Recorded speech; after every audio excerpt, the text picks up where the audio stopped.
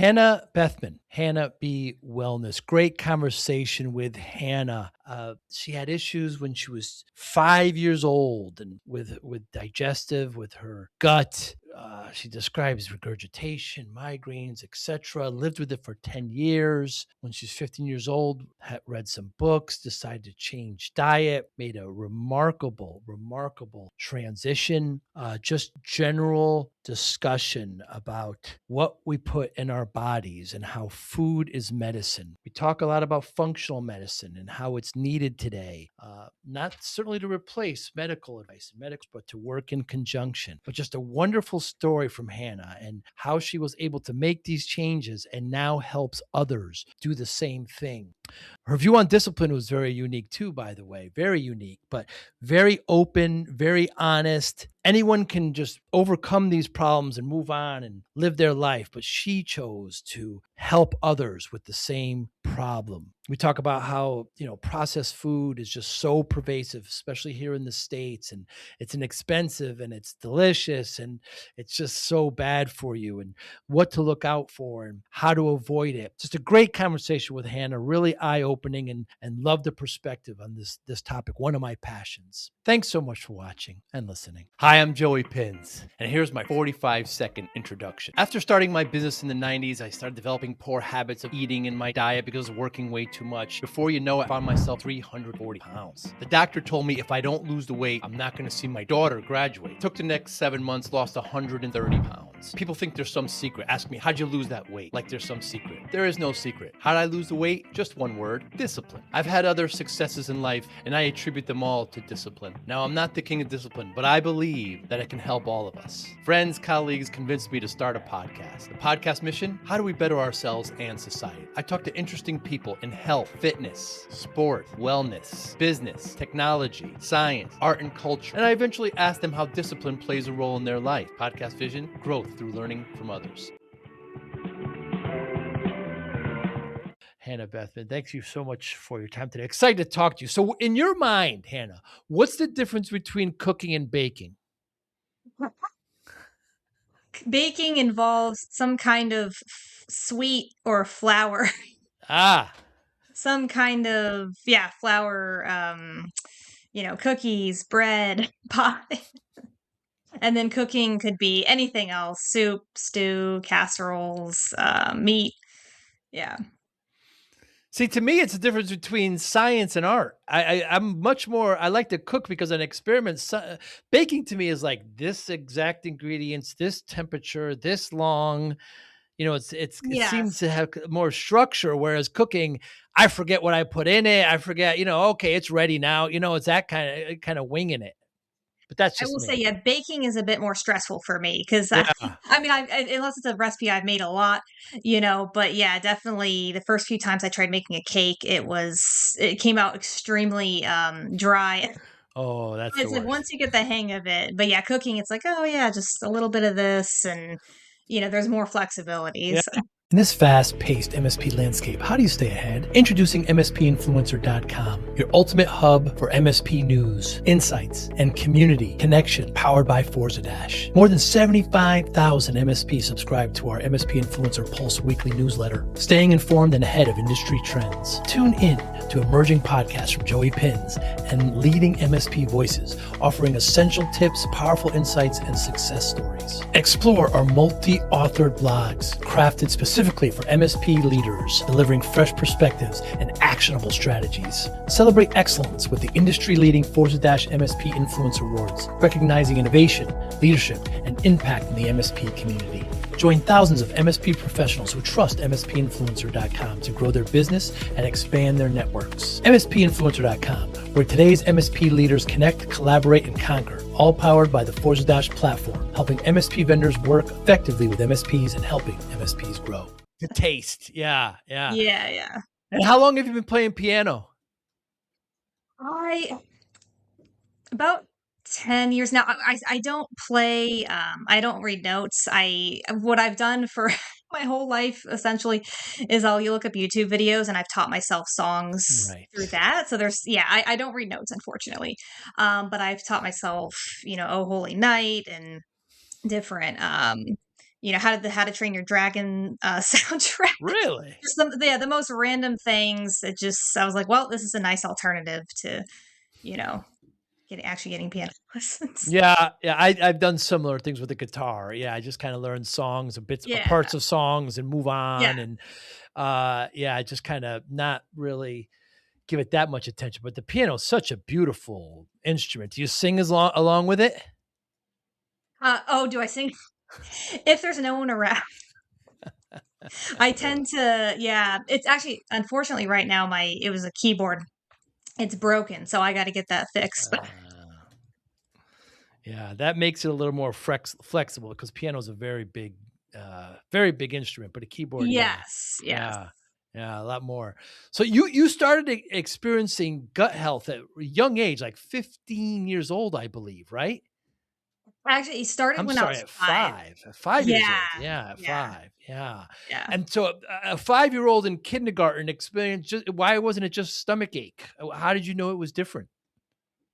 So, well, actually, technically going back even more, my first digestive issues were when I was a baby, and it was every time my mom would, eat anything spicy, and then I would breastfeed, and I would get reflux. So, really, Whoa. even going back to that early, but it wasn't severe, and it kind of would end up going away. Um, but yeah, when I was about 5, I started getting really severe chronic symptoms. So Mm. constant regurgitation, like Oh. it was gross. Later as a teenager, I would joke that I felt like a cow Hmm. because literally everything I ate would just come back up repeatedly for hours and hours after. So bizarre. Wow. And then I'd have really bad stomach pain. And it wasn't just like, oh, I ate too much or, oh, my stomach's a little rumbly. It was like this gnawing, burning kind of feeling. It's hard to explain to people unless they've experienced like Mm. gastritis or heart ulcers, heartburn. But this gnawing pain that would often come later in the day, as I was trying to sleep, oftentimes. And so, we never really got any answers for it. It just kind of went on, off and on. And, my parents, thankfully, they did try to feed me, healthy food. They didn't just let me eat whatever I wanted. Mm. So that did help.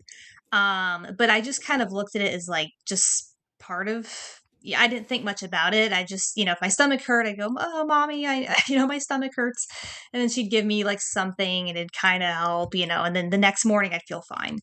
But this just went on for years. And then when I was 15, as a teenager in high school, and it really reached a peak.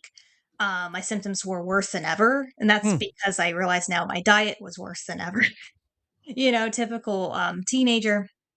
Um, but even then, it was still odd because how I kind of knew it wasn't just typical stomach pain was, my lunch, my meals they didn't look that bad. It's not like I Mm. was eating, McDonald's for every meal. Mm, mm. My lunch would consist of like, a sandwich with a granola bar, and some fruit snacks. Most people would say, "Oh, that's okay."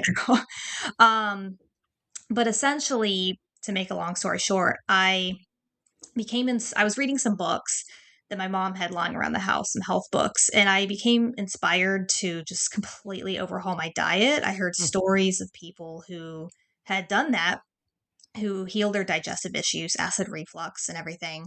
And so I thought, well, I can do the same. And I was learning about the connection, like my eyes were open to how food affects our bodies in more ways than one. So I set out to do that.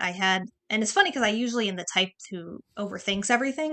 Mm. But this, I just kind of jumped in imperfectly, and within about 2 weeks, roughly, it was like I had a brand new stomach.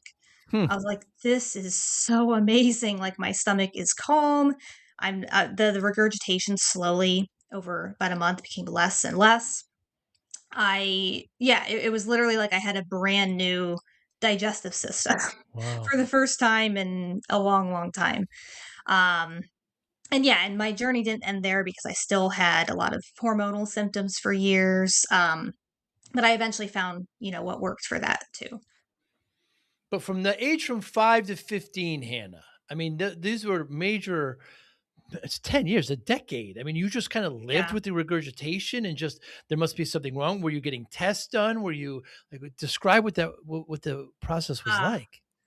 so my parents, they actually never, my mom never took me to the doctor for this.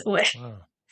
And it is a bit hard to explain, but she herself, and I really inherited a lot of my health problems from her, especially on with the hormonal side of things. So she actually has a lot of the same issues, just not with the digestive side of things, not quite as severe.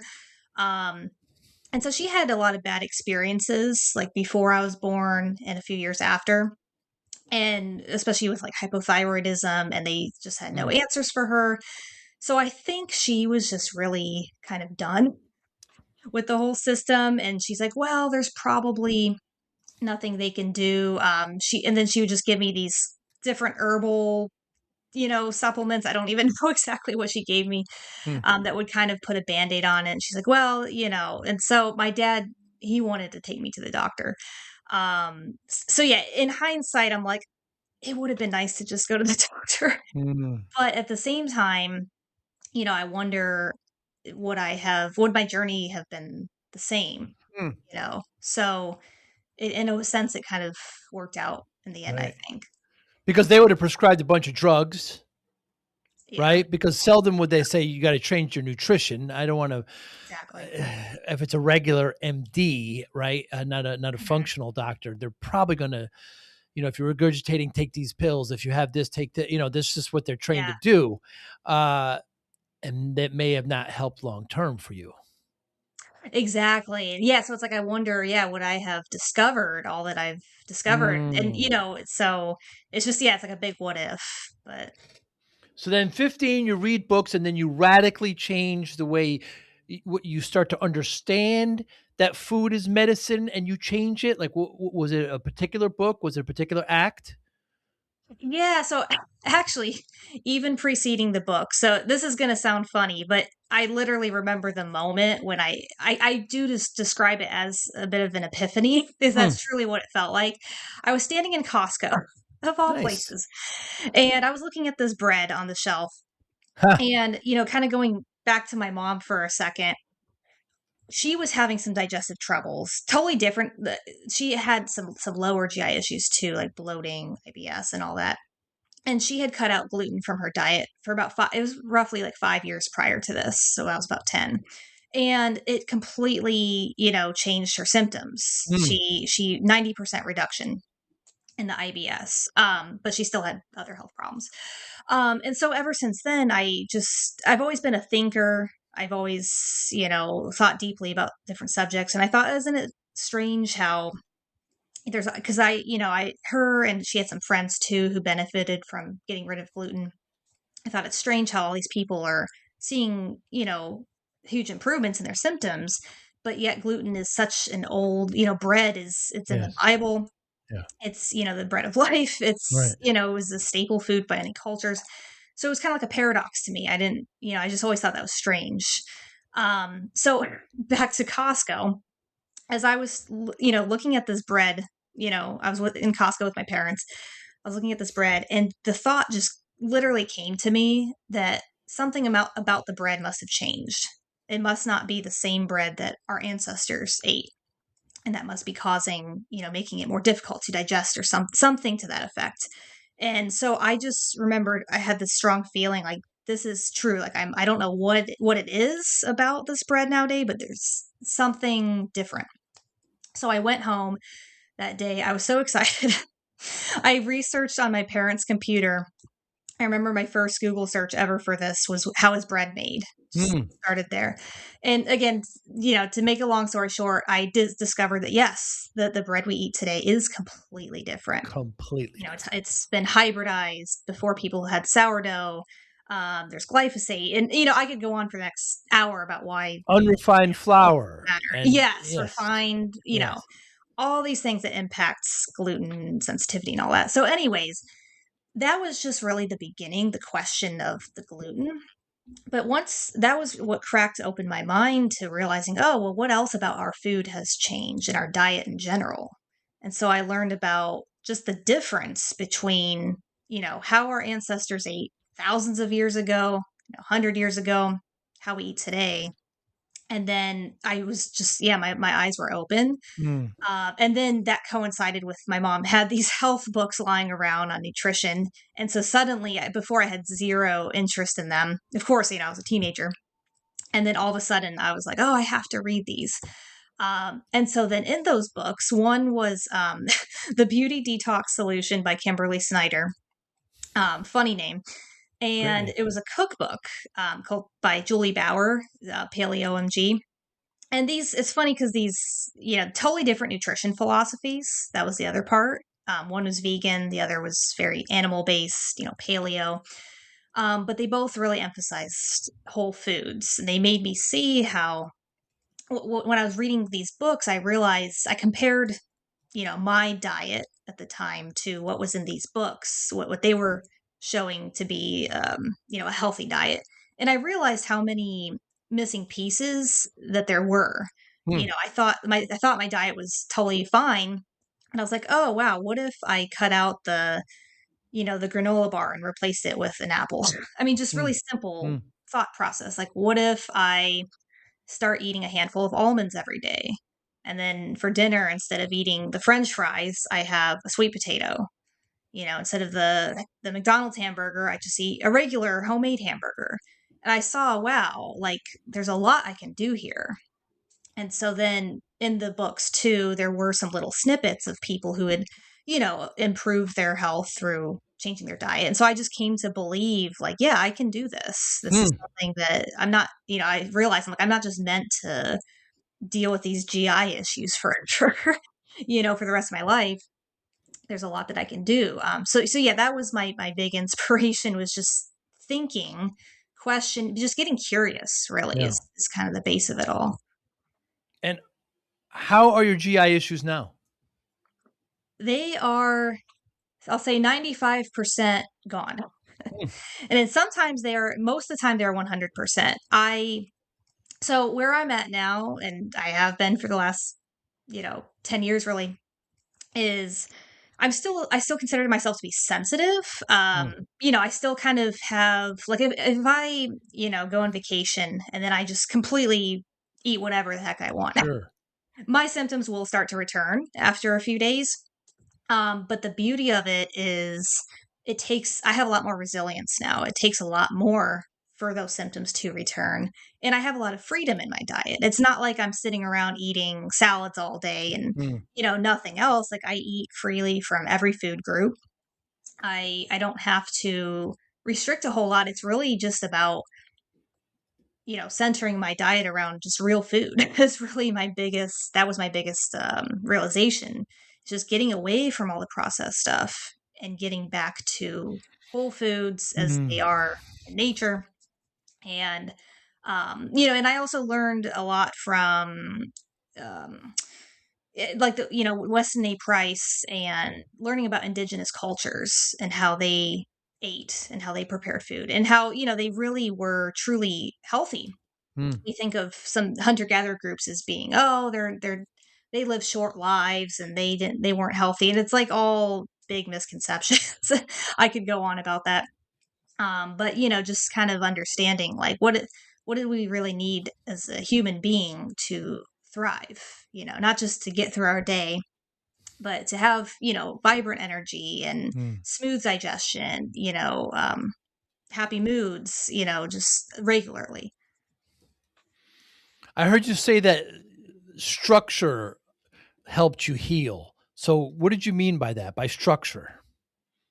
I almost even think it's Um, discipline. yes. So definitely, I mean, yeah, for sure, discipline. Of course, I feel like, yeah, for any change, of course, Yeah. is necessary. I definitely, in the very beginning, it started out with, like, I had to learn how to cook. Right. I had to learn to teach myself, and basic, nothing too fancy. But it was like, yeah, if I How to want grill to. chicken, how to grill vegetables, these kinds of things. Yeah. Yes. Yeah, Yeah. exactly. Yeah. How to, prepare vegetables in a way that actually tastes good. Right. Because I wanted to balance having discipline and achieving my goals, my health Mm. goals, Mm.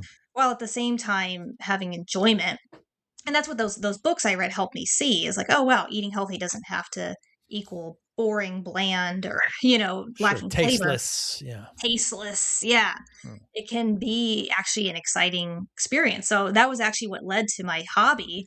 What began as just, okay, I need to do this for my health, for my life. Now it's actually fun. So, it was a really great thing that came out of that.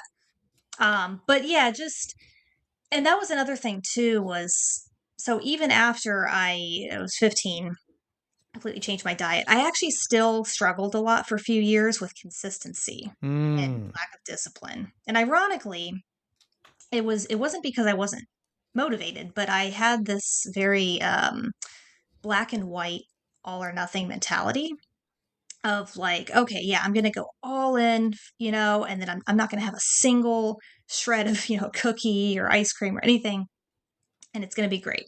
And so I would be super disciplined. So I thought, Mm. super motivated, and then I had a cookie, at work, or at at school party, whatever, and okay, now I ruined my diet, so now I'm just not going to care again, and whatever. In a few months, in the next semester, I'll pick it up again. And that was just my mindset, and it just led to this yo-yo. Super disciplined for a while, and then it doesn't matter, whatever. I'm a failure, and it was just, yeah. So I had to recognize that all or nothing mentality and Mm. break free from it, and then just create structure kind of on a daily basis while still allowing for some flexibility in between. So, I just came to just a more normal routine, of like, okay, I'm going to meal prep on Sunday and then have, my lunch for 4 days in a row. I'm going to, make sure that I have my smoothie in the morning, and, Mm. now I don't drink smoothies as much, but, have a healthy breakfast essentially.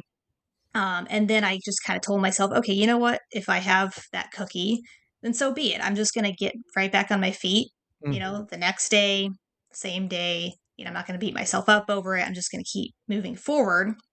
And then voila, that was, that helped me, ironically, to be more consistent, was to have discipline, with the major things, and then not worry so much about sometimes the little things, if that makes sense. Mm. A lot of high achievers. I think you're one, but they think I am as two, by the way. They think pushing hard is always the answer, but sometimes Yes. there's a cost for that mindset, right? With hormonally, Yes. with digestion. What can you talk to me about that? Yeah. So, and now that I am, I work with clients myself, for people with similar issues Mm. and other hormonal problems, and it's just so common.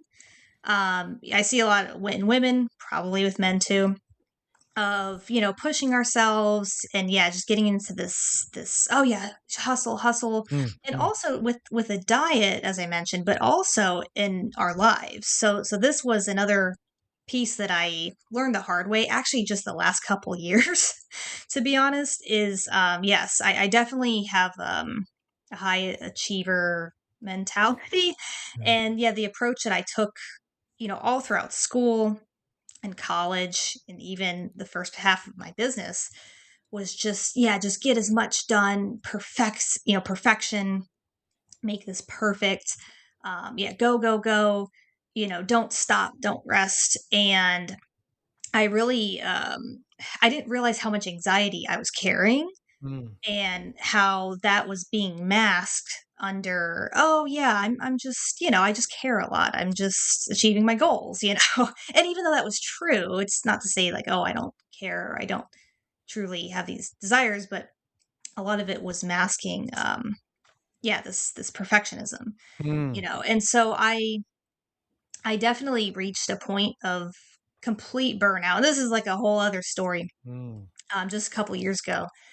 And again, yeah, came to terms with just how anxious I really was, and how I'd been pushing myself so hard. And my health took a turn for the worse. I started getting autoimmunity, joint pain, Mm. the hormonal migraines that I had gotten like, once a month, and they had started to go away for like a year. They were starting to come back with a Mm. vengeance. It was only like a 1 month period, but thankfully. thankfully I got out of that. Insomnia, just a lot of, it felt like my body was really breaking down, Wow. and yeah, so I just recognizing that, and I realized, okay, wow, like the nervous system, this is a huge piece of our health. It's not just about diet. Diet, yeah, it's super important, but if you're eating all this healthy food, perfect diet, but you're constantly stressed, not allowing your body to rest. My mind tends to be very hyperactive, you know, worrying, that releases cortisol, and adrenaline in the moment. Mm. And these stress hormones, they can break down, essentially cause inflammation over time.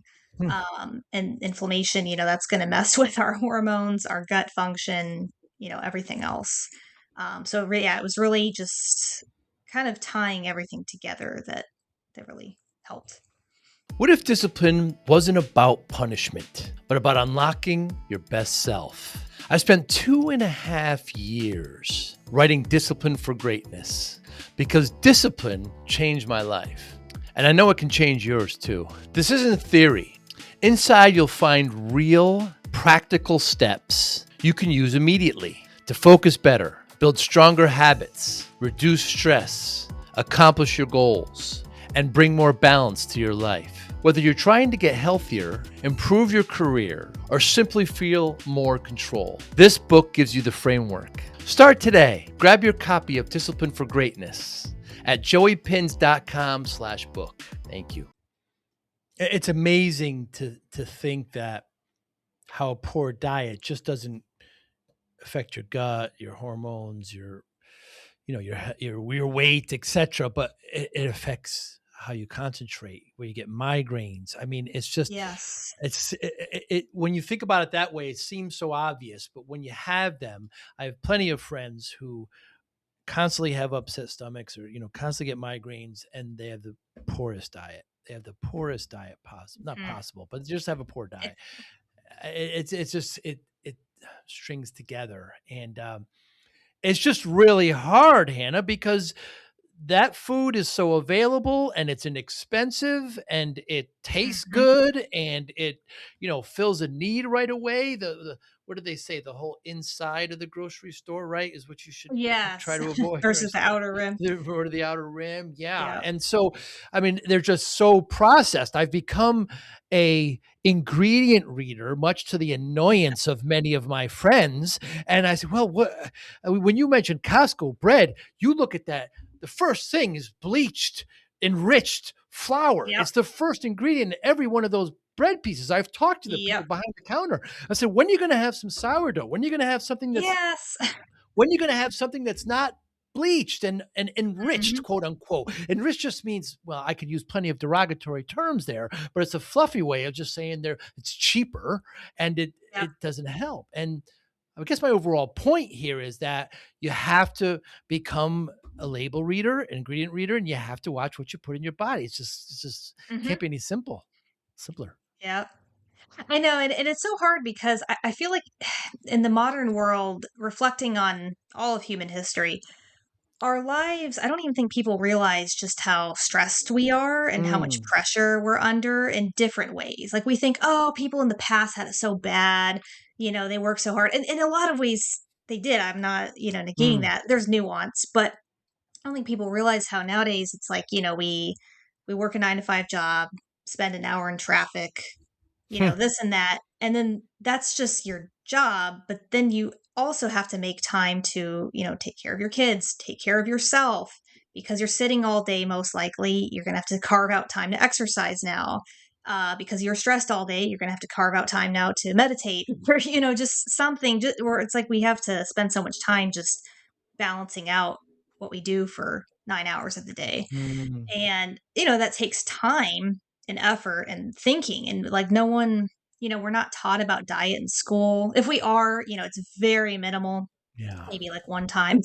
I think in my whole childhood, you know, yeah, I think like one time they had a dietitian come out and she just, yeah. So yeah, it's just something that I think for me, I realized like, oh wow, yeah, society, like they don't make room for taking care of yourself. You are the only one who can do that. Like you have to almost take a stand and say, yeah, I'm going to take care of myself. I'm going to prioritize Mm. myself. And then that often bleeds over into, other areas of your life too.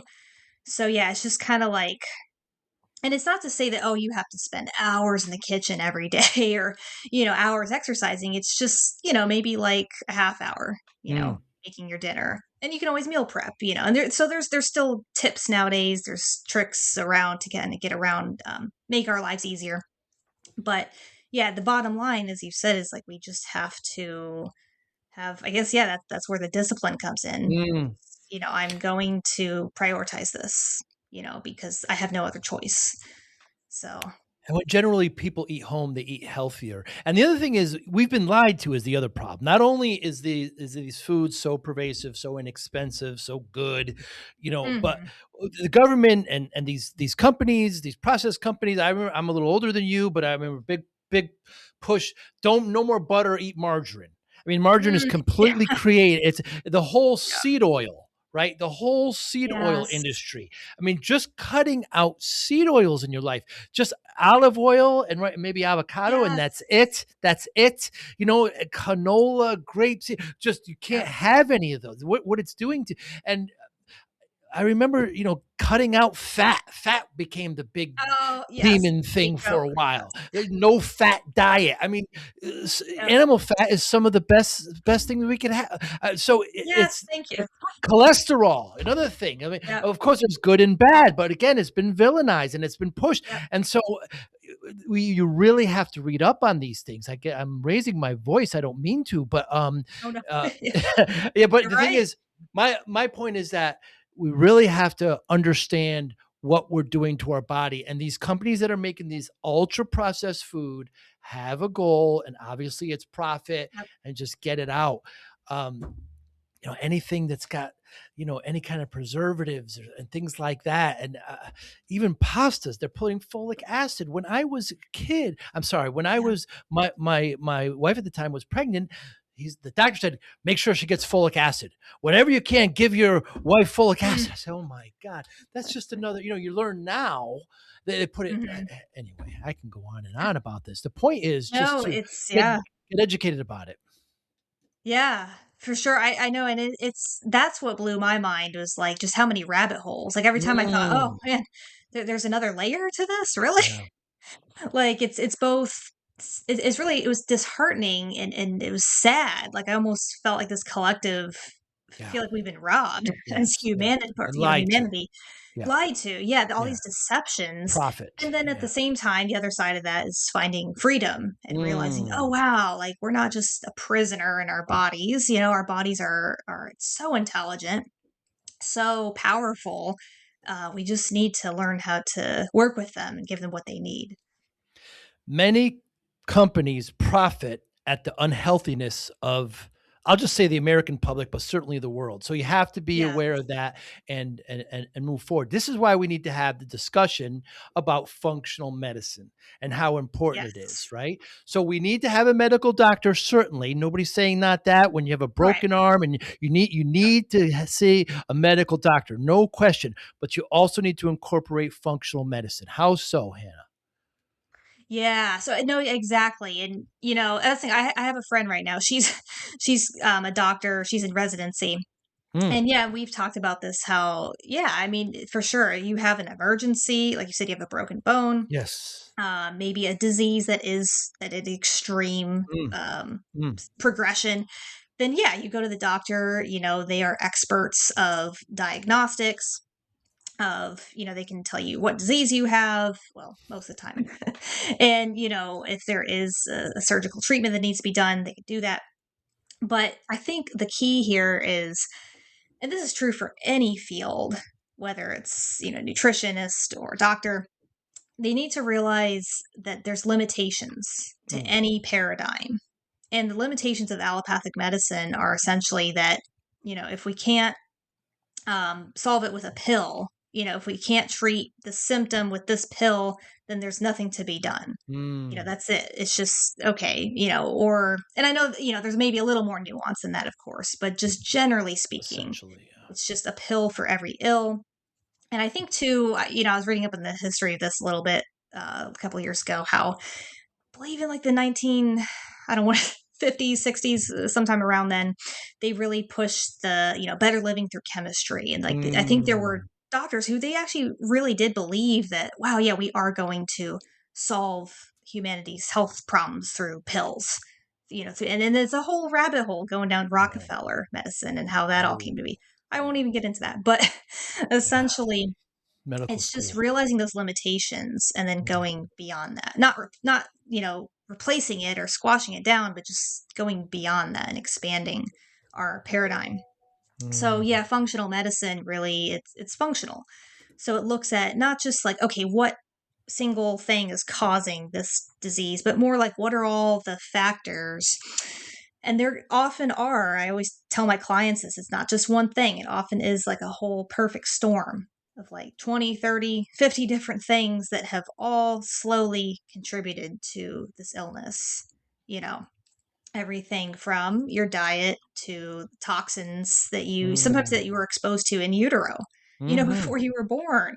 out of your Your control. microbiome, Mm, yeah, your stress, your emotions, even because our emotional state, relationships impact our stress, which impacts mm, our body. So, I mean, it's really just diving into all these areas, not all at once, of course. It can be overwhelming, at first, but just slowly tackling all these pillars, and just yeah, really trying to understand what's driving your illness and how can we not just like solve the problem right away, but how can we bring balance and harmony mm. to your body?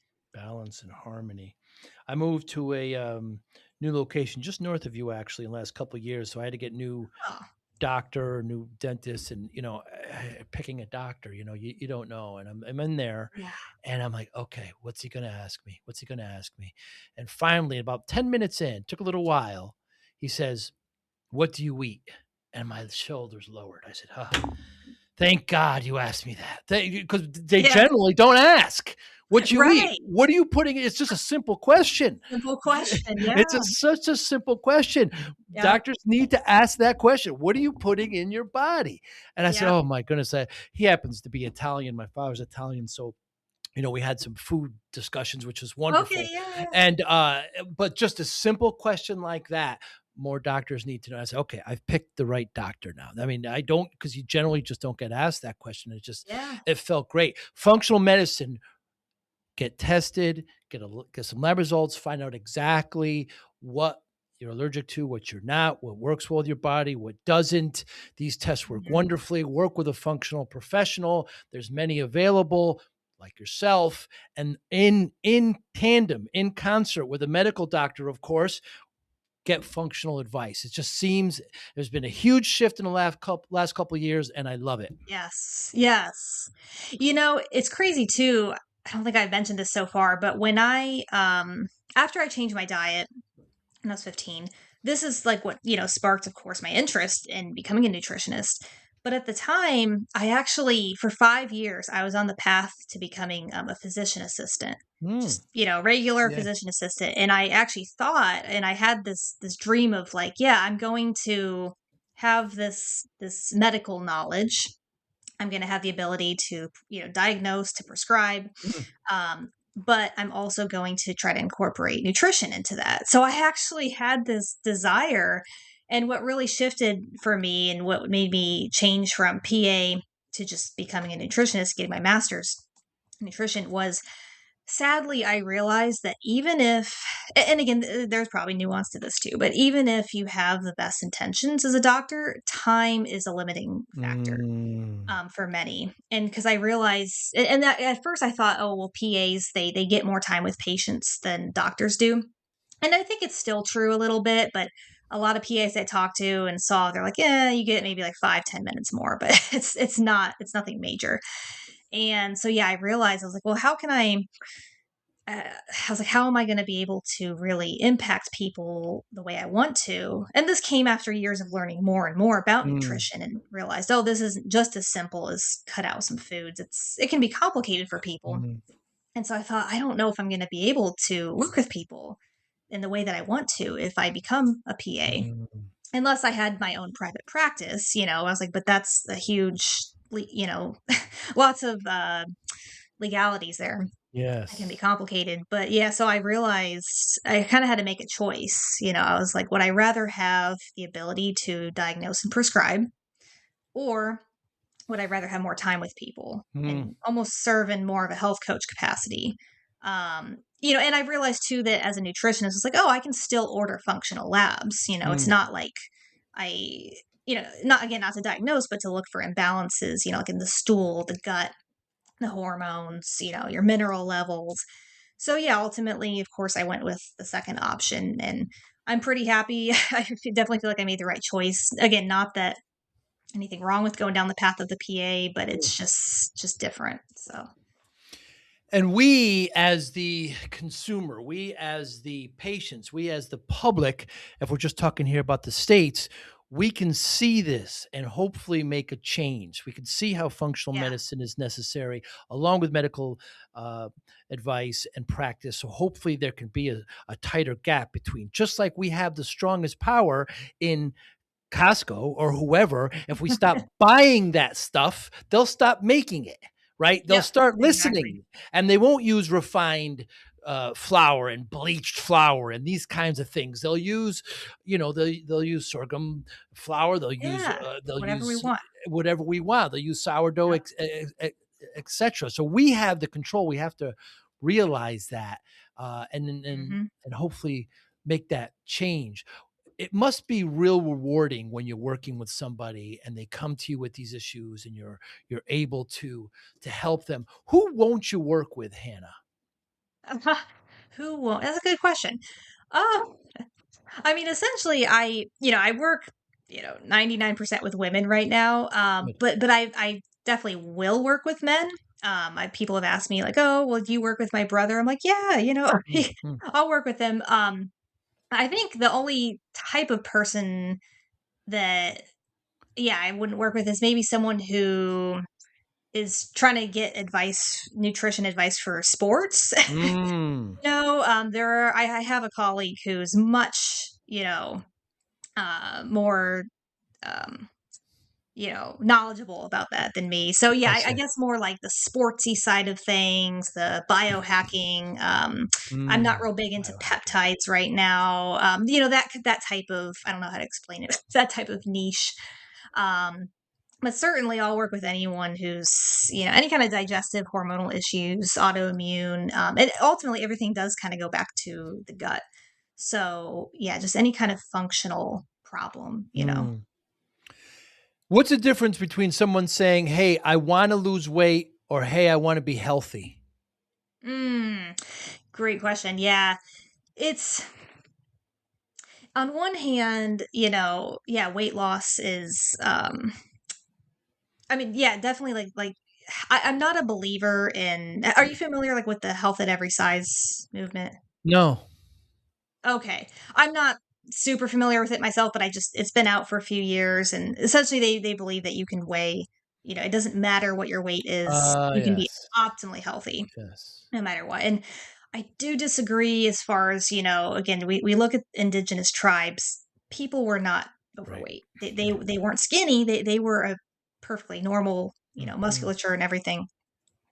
So I do believe that, yeah, weight loss is in general a healthy thing if you're not, of course, losing too much weight, if you're doing it properly, and if everything else is taken care of. So I think that's Mm. the where people get tripped up on is it's possible to lose weight eating donuts every day.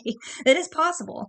And so you could actually, of course, lose weight, but then your health is actually worse. Your blood sugar is more imbalanced than ever. You're more nutrient deficient than ever. Your gut is out of whack. So it's just, yeah, weight loss is just one of many health metrics, but it's not even the most important. Mm. And then that's the thing too, is I think going back to like the medical side of things, the doctor, they tend to check like, your blood pressure, your weight, BMI. yeah, BMI.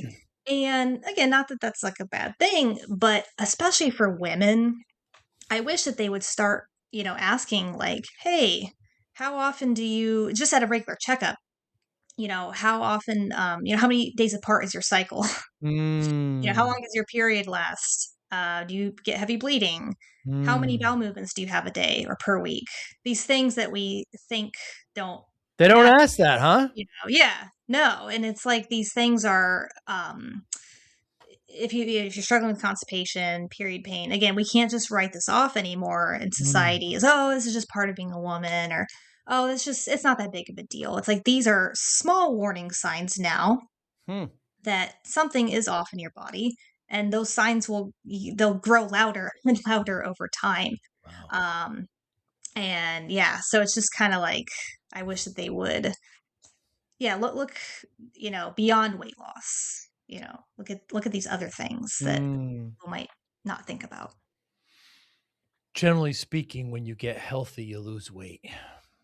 People Yes. wanna see it kind of the other way. They wanna That's why when I ask you who you won't you work with, I'm sure people come to me with I'm not a practicer at all, but say, "How do I lose 20 pounds?" I'm Mhm. playing, I'm doing all this activity, and I said, "Well, what are you eating?"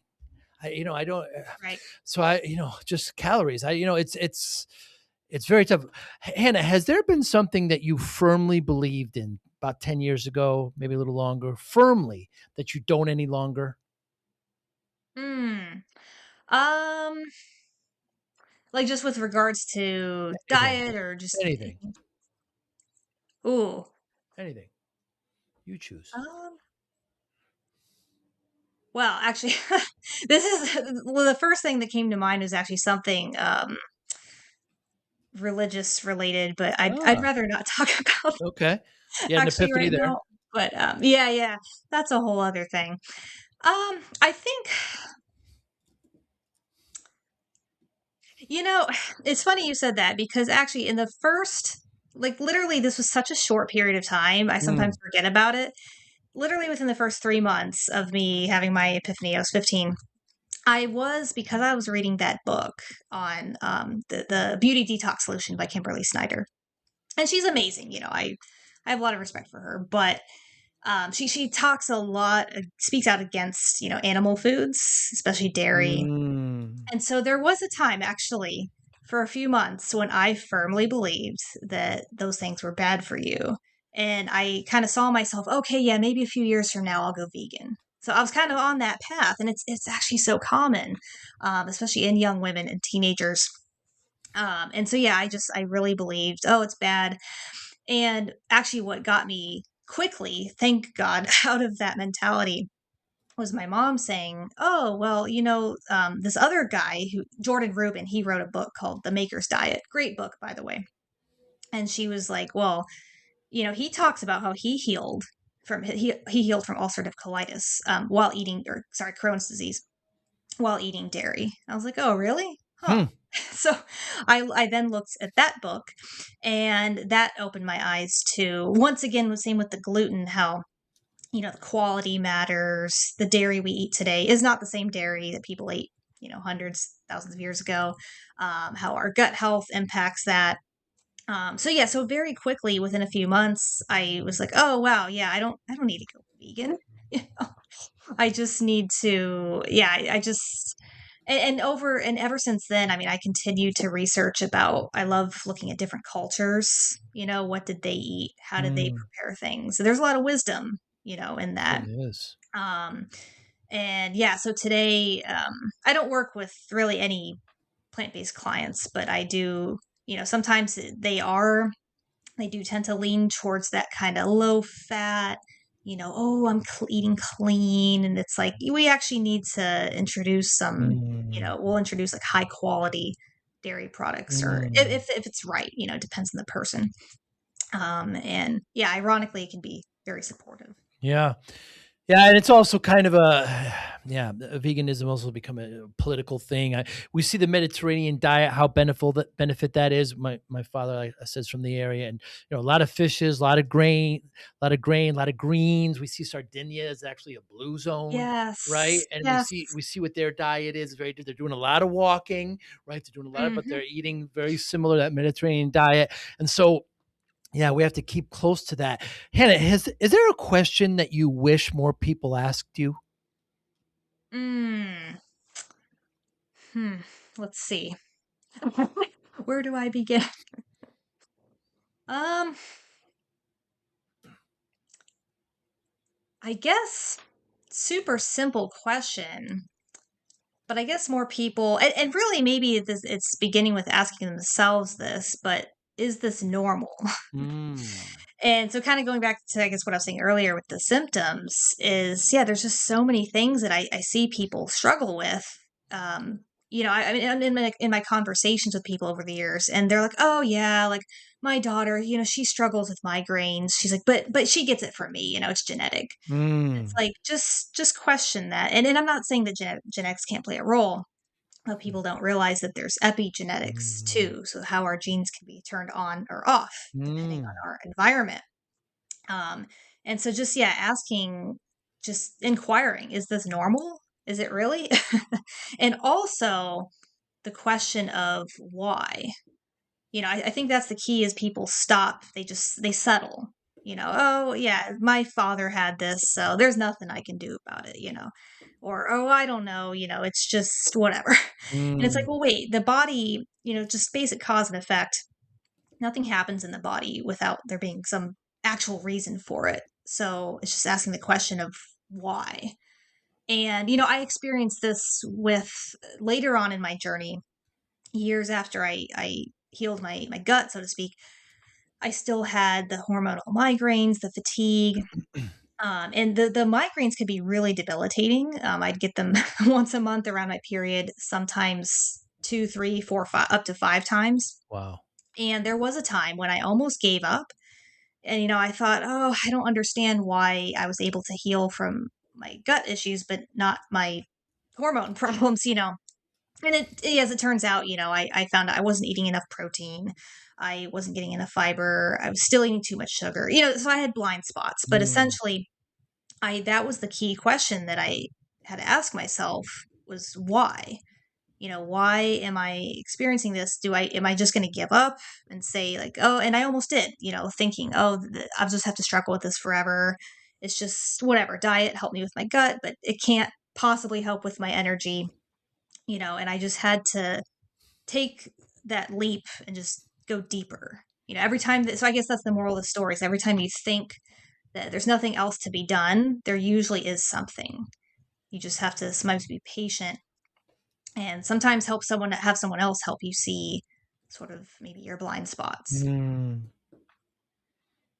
So, Hannah, I started my business back in the 90s, and I was working way too hard and not paying attention to my well-being and 14, Mm, 16-hour days, and putting my nutrition and exercise in the backseat, focusing on everything. And I knew I had gained some weight, started developing practices that my body wasn't prepared for, late nights and soda and mm, um mhm, so I'm in front of the doctor and she tells me I'm at 340 pounds. So I had gained all this terrible, terrible weight. And mhm, she says to me, if you don't lose this weight, you're not going to see your daughter graduate. So my daughter was just born, mm. scared the life out of me, driving Yeah. home, punching the steering wheel. I did this to myself. This is, my pie hole. I could do whatever I want to myself, but it's much bigger than me now. I have a family. I have to stick around. So spent the next 6, 7 months, lost about 130 pounds and kept it off. Wow. You can't look at it as a finishing line, right? These are lifelong changes you have to make. And people hear that and say, what's your secret? What you do? And there's no secret. We alluded to it earlier. Discipline, motivation, focus, willpower, all part of the what I feel is the discipline spectrum. How Mhm. does discipline play a role in your life, Hannah Bethman? Mm. Yeah, discipline definitely. I mean, yeah, without discipline, I wouldn't have achieved Mm. anything. And so, yeah, I think, something actually too that I've been reflecting on this year. There's a video that I saw. Um, oh, yeah, sometime this year, earlier this year. And in it, the woman was saying how if the word discipline sounds kind of like almost, I forget the word she used, almost scary to you or Mm. flat, she's like, I sometimes prefer the word devotion. Mm. And I thought, oh, that's interesting. And I knew what she was talking about, how, and, again, call it discipline or devotion. Mm, We can always move away from pain or towards pleasure. And, for me at one point, my big, my, the reason for my discipline was, I learned about how, people with gastritis, they tend oftentimes go on to develop stomach cancer later in life. mm, People with hormonal problems, they often have problems with infertility. And so I was really just like trying to prevent future pain.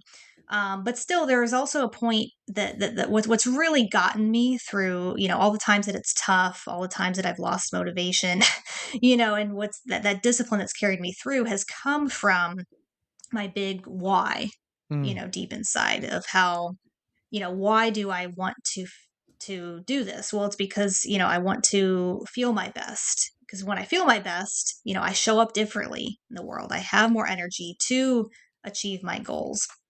I have more patience with people. I literally feel, unstoppable, when I physically feel well. And so, yeah, I think with discipline in my life and or devotion, it's again just always keeping in mind the big why.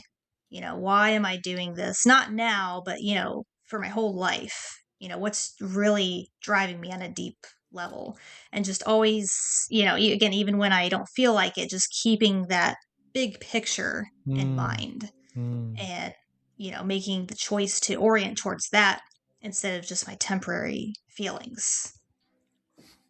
Discipline and devotion, dedication, commitment, Yes. towards discipline. Very, very interesting angle there. Wonderful. Has there been anything in the last month, Hannah, or so that you changed your mind on? The last month or so. Yeah. Hmm. Man, this month has flown by. Yes.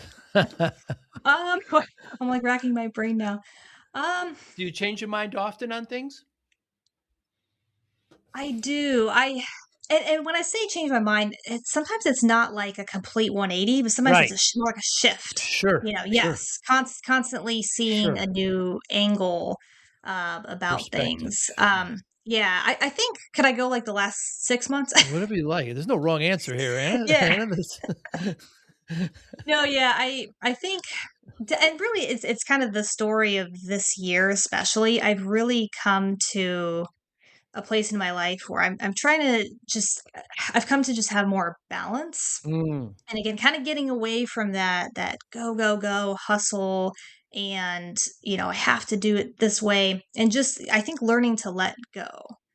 I think in mm, the past I was like, I have to hold on to this thing, or else it's not going to work out right. And it's really just this need for control. But I think I've learned that, yeah, it's sometimes letting go. Ironically, can open the doors to other things. Seems paradoxical, certainly but does. yeah, letting go.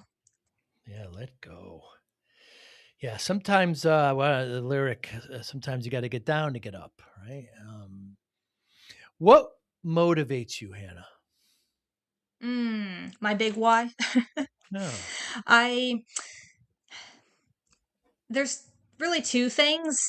Firstly, for myself, as I said, just I feel so different when I physically feel well, because I'm eating right, Yeah. sleeping right, all this and that.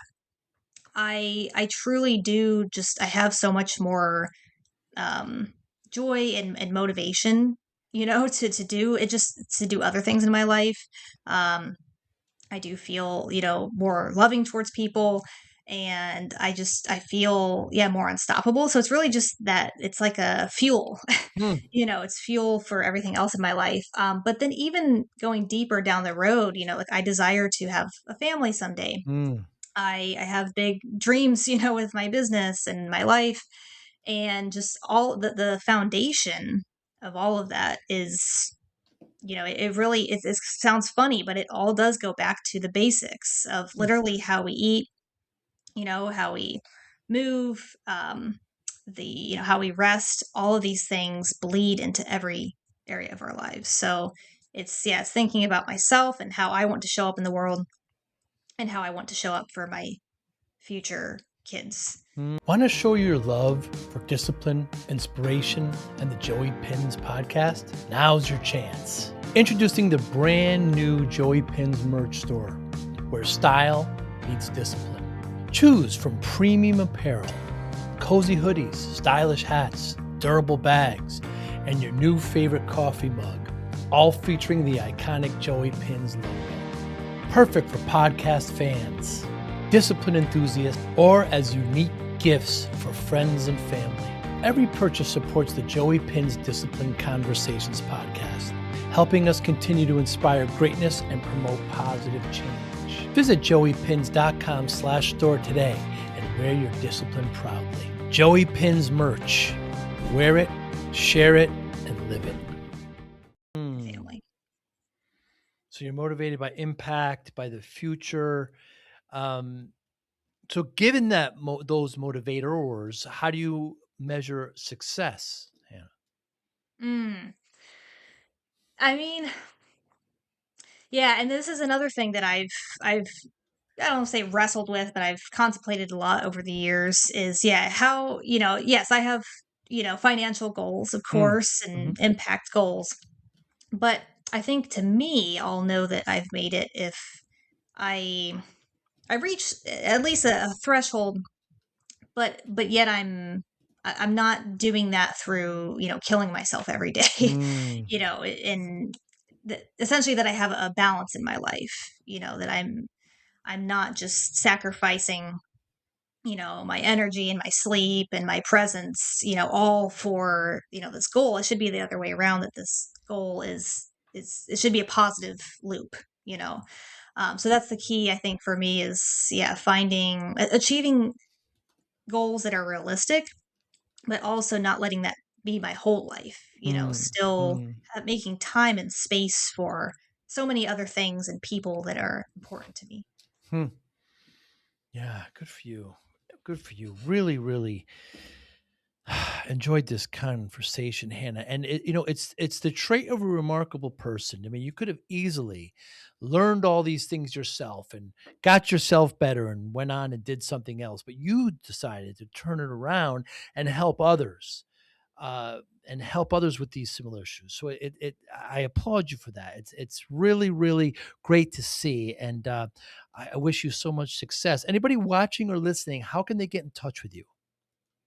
Yeah, they can visit my website, www.hannahbwellness.com. They can go to my services page, click the link that's in there, and they can book a free 20-minute chat with me so we can just go over, what their main health concerns are, maybe what they've already tried, and just what it would look like to work with me and, yeah, move forward. Hannah, HANNAH, then the letter B, wellness.com. We'll make sure to put it in our show notes. I thank you so much for your time. Next time I'm in the general southwestern Florida area, perhaps we'll get a cup of tea. Yes, thank you so much. That sounds good. Thank you, Hannah. Thank you for listening and or viewing Joey Pinz Discipline Conversations. Please share this episode with one or two of your friends who you think may benefit from the episode. Our website, www.joeypins.com. There you'll find lots of resources and you could join our mailing list. Please follow us on all our social media, Instagram, Twitter, and Facebook. Podcast information, the video version of our podcast is on YouTube. Please subscribe. Audio is on all major podcasting platforms. Please follow them. And if you like it, please consider giving 5-star rating. Would really appreciate that. Thank you again for listening or watching Joey Pinz Discipline Conversations.